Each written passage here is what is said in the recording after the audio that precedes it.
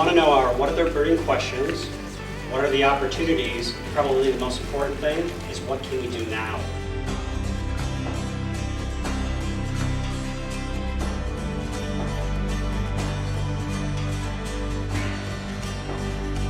Probably the most stunning thing was how difficult it is for the patient family when no one will talk to them. I've spent 16 years now advancing this notion of transparency.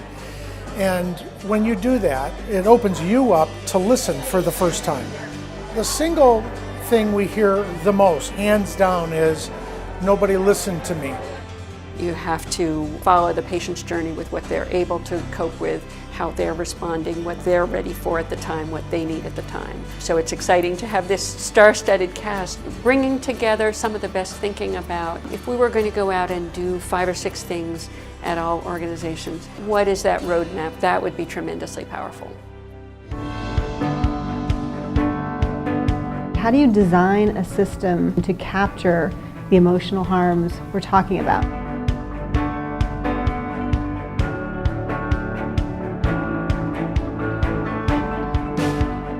The title of this conference can't peg it enough, about healing after harm. For me, that's probably been my biggest goal. And you go through all the emotions, but I also thought I have to make something good out of something bad.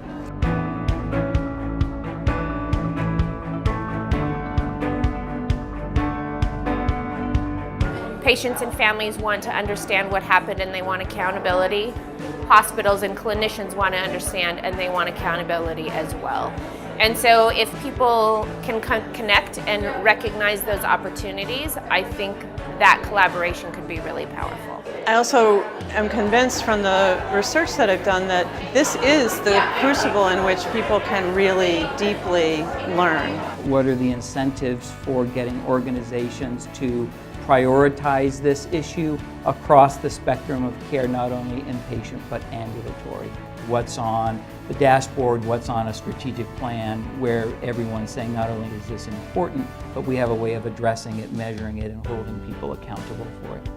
Unfortunately, sometimes I think what patients and families hear is, we told you about that in the consent process. That's a normal complication. None of this is normal to the individual who's going through it, who has something devastating happen. They lose that patient, and the patient goes to another system, or they don't seek care, because you're very afraid to go back into the medical system. We ask that question, have you had anything occur in a hospital before that was difficult to handle? Most importantly, we really don't know what patients and families really want. We have to ask them. So the more that we can find out about what patients need globally, the better we can do at making them whole. It is not often that you get a group like this together in a room.